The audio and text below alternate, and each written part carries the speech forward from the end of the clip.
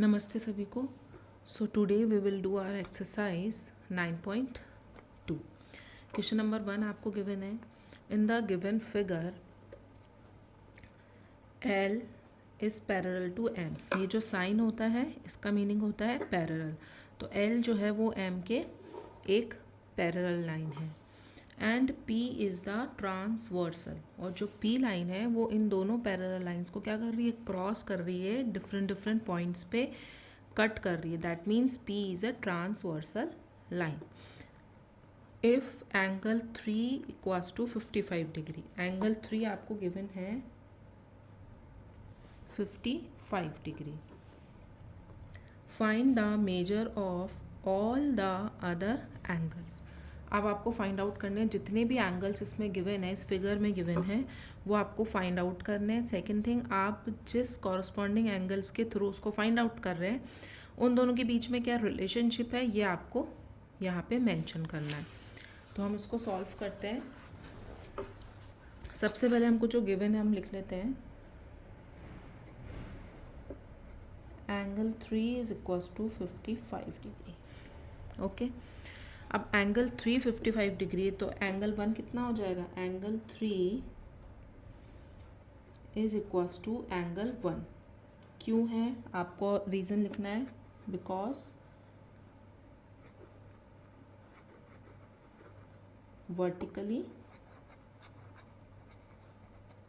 Opposite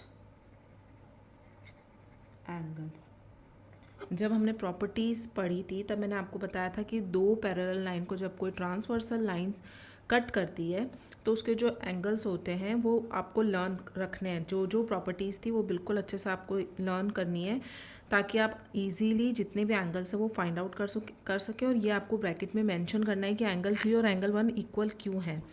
angle 3 is equals to angle 1 क्योंकि ये दोनों क्या है, वर्टिकली अपोजिट एंगल्स है। तो एंगल 3 की वैल्यू है हमारे पास 55 डिग्री। दैट मीन्स एंगल 1 भी हमारे पास कितना होगा, 55। तो ये आया आपके एक एंगल का मेजरमेंट। एंगल 1 हम फाइंड आउट कर चुके हैं। अब हम फाइंड आउट करते हैं एंगल 4। एंगल 4 कैसे फाइंड आउट करते हैं, देखिए इस फिगर में आप देखिए एंगल 1 और एंगल 4 क्या है, एक दूसरे के लीनियर पेयर है। और हमको पता है लीनियर पेयर्स की जो सम होता है वो कितना होता है, 180 डिग्री। एक एंगल हमारे पास है, दूसरा हम इजीली फाइंड आउट कर सकते हैं। तो हम एंगल 4 फाइंड आउट करते हैं। Angle 4 plus angle 1 is equals to 180 degree. क्यों है, लीनियर पेयर है, बिकॉज लीनियर पेयर। ओके, और लीनियर पेयर का जो सम होता है वो 180 डिग्री होता है। अब एंगल 4 की जगह आप लिख दीजिए एंगल 4। एंगल 1 की वैल्यू अभी अभी हमने फाइंड आउट की है which is 55 degree is equals to 180 degree. तो एंगल 4 कितना हो जाएगा, 180 degree minus 55 degree. So angle 4 is equals to 125। Okay, yes. तो यहाँ आ गया आपका एंगल 4 की वैल्यू। टू वैल्यूज़ हम लोग फाइंड आउट कर चुके हैं, एंगल 1 और एंगल 4। एंगल 3 हमको गिवन था। अब हम फाइंड आउट करते हैं angle 2। As you can see angle 4 और एंगल 2 क्या है, एक दूसरे के वर्टिकली अपोजिट एंगल्स हैं। तो angle 4 is equals to angle 2 vertically opposite angles. Angle 4 की वैल्यू अभी भी हमने फाइंड आउट की है which is 125 degree is equals to angle 2। तो एंगल 1 2 3 4 हमारे फाइंड आउट हो चुके हैं विच इज़ 55 एंड 125। तो एंगल 1 2 3 4 हमारे पास आ चुके हैं, ऊपर के सारे एंगल्स हमारे पास आ चुके हैं। अब हम फाइंड आउट करते हैं, ये देखिए एंगल 4 से हम एंगल 7 फाइंड आउट करते हैं, सॉरी एंगल 3 से एंगल 7। अब आप देखिए ये ट्रांसवर्सल लाइन के एंगल 3 जो है नीचे की तरफ प्रेजेंट है और ये भी ट्रांसवर्सल लाइन से पैरेलल लाइन के नीचे की तरफ प्रेजेंट है। दैट मीन्स ये दोनों क्या है, angle 3 is equals to angle 7 because both are corresponding angles, और कॉरस्पॉन्डिंग एंगल्स इस कंडीशन में इक्वल होते हैं। तो हम क्या लिख सकते हैं, because angle 3 is equals to angle 7। अब क्यों है,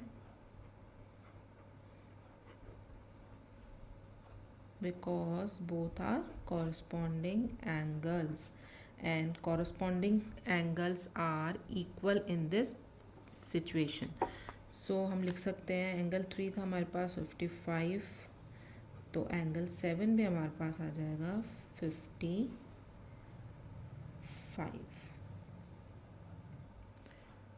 तो ये कॉरस्पॉन्डिंग एंगल्स थे, तो हमने फाइंड आउट कर लिया। अब angle, because angle 7 is equals to angle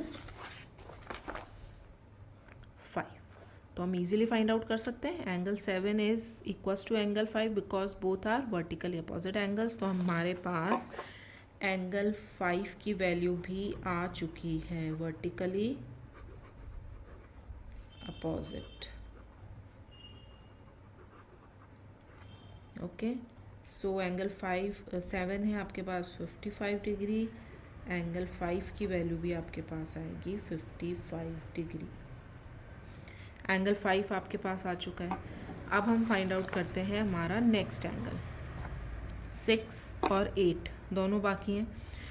अब आप देखिए 4 जो है वो ट्रांसवर्सल लाइन के लेफ्ट हैंड साइड में प्रेजेंट है एंड पैरेलल लाइन के ऊपर प्रेजेंट है। Same with the angle 8। Angle 8 भी ट्रांसवर्सल लाइन के लेफ्ट हैंड साइड पर प्रेजेंट है एंड पैरेलल लाइन के ऊपर प्रेजेंट है। तो 4 and 8 both are corresponding angles. तो कॉरस्पॉन्डिंग एंगल्स है तो क्या होंगे, इक्वल होंगे, because angle 4 is equals to angle 8। Yes, क्यों है, कॉरस्पॉन्डिंग एंगल्स हैं।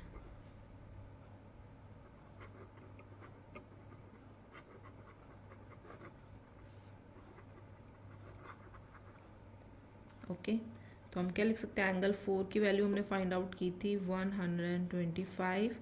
सो एंगल 8 भी आपका होगा 125 और एंगल 8 भी हमारा हम फाइंड आउट कर चुके हैं। ओके, एंगल 4 से एंगल 8 फाइंड आउट हो गया। अब एंगल 8 से हम फाइंड आउट कर सकते हैं एंगल 6, वर्टिकली अपोजिट एंगल्स। सारे एंगल्स हम लोग फाइंड आउट कर चुके हैं, because angle 8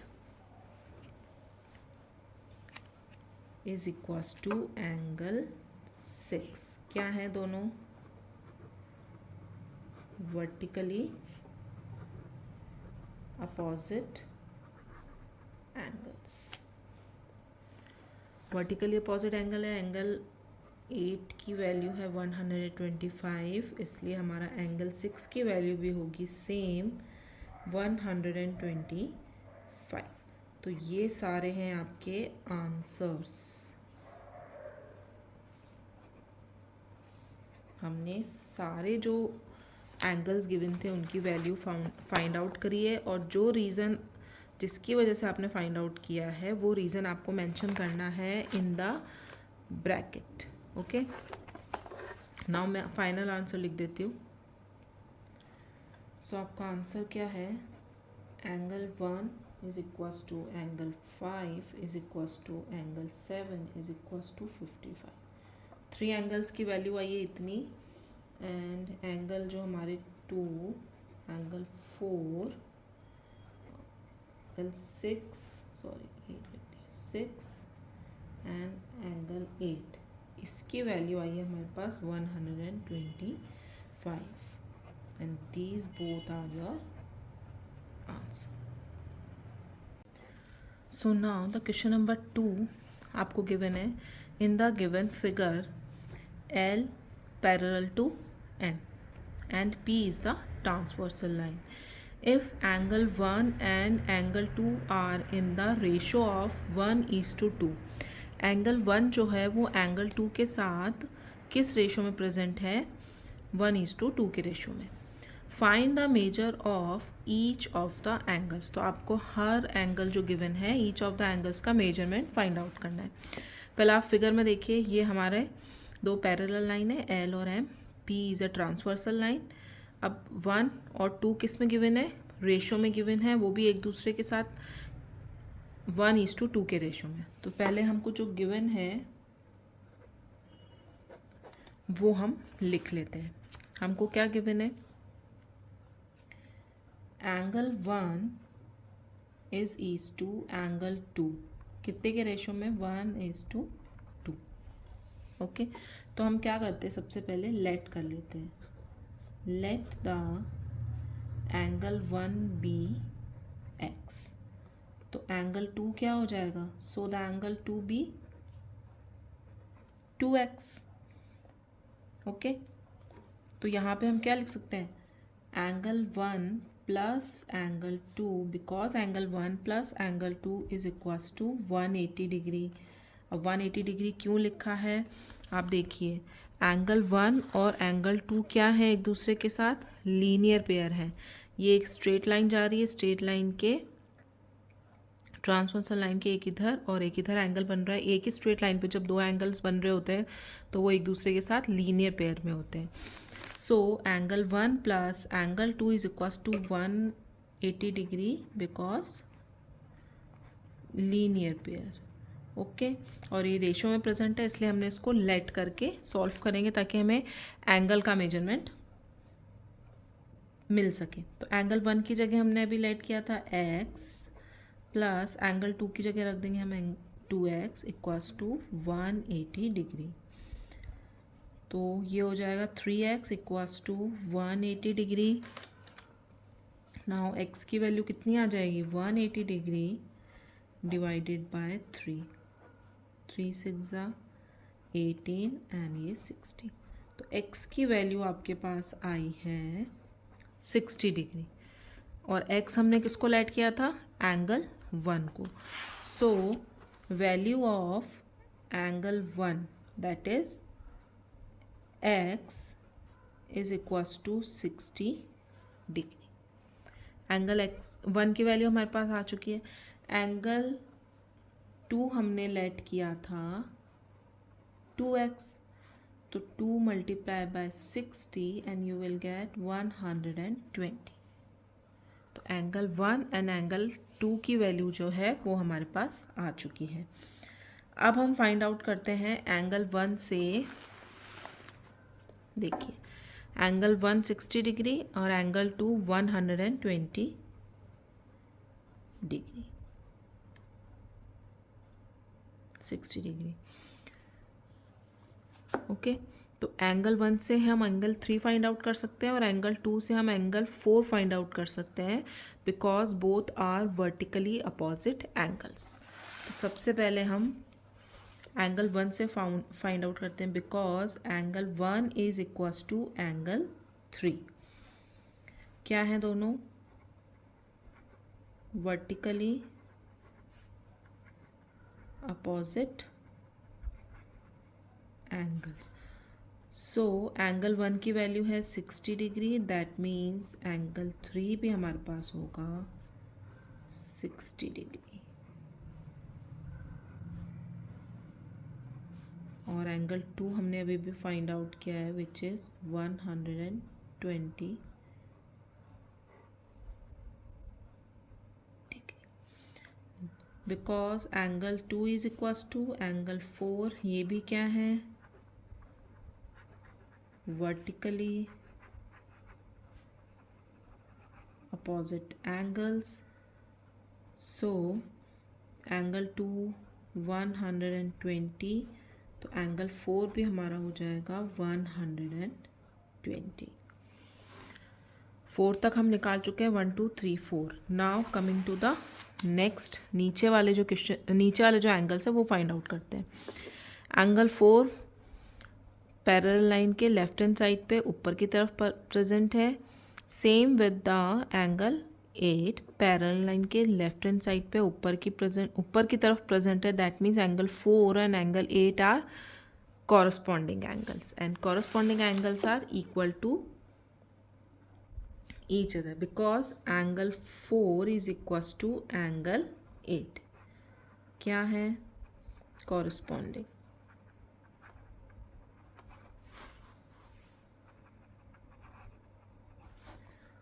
angle 4 find out किया था हमने 120, सो एंगल 8 की वैल्यू भी हमारे पास होगी 120. एक आंसर आपका एक और आ चुका है. 8 से हम क्या फाइंड आउट कर सकते हैं? 8 से हम फाइंड आउट कर सकते हैं 6 वर्टिकली अपोजिट. ये जो क्वेश्चंस है ये मल्टीपल मेथड्स के साथ हो सकते हैं, जो आपको कन्वीनियंट लगे और जो सबसे ईजीएस्ट मेथड हो ना, जिससे आप जितनी भी ये टर्म्स हैं ना ईजीली फाइंड आउट कर सकें, वो ही आप फॉलो कीजिए, आपके आंसर बिल्कुल राइट आएंगे.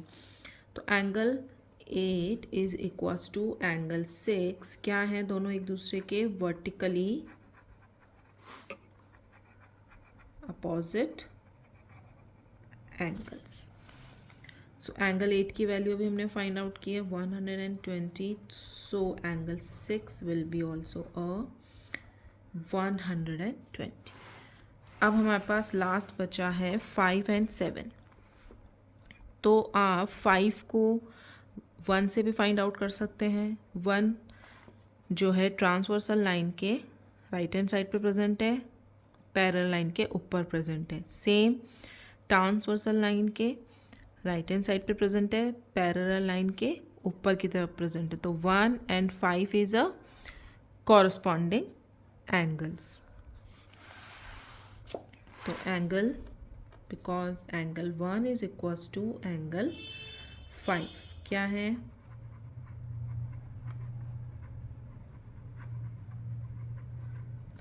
Corresponding angles. सो एंगल 1 था हमारे पास 60 डिग्री, एंगल 5 की वैल्यू भी होगी 60 डिग्री. तो एंगल 5 हम फाइंड आउट कर चुके हैं. Okay, now 5 and 7 vertically opposite, because angle 5 is equals to angle 7 vertically opposite angles.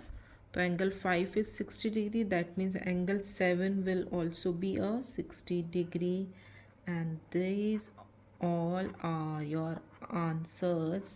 क्योंकि हम फाइनली मेजरमेंट्स फाइंड आउट कर चुके हैं, क्योंकि हमको गिवन था रेशियो.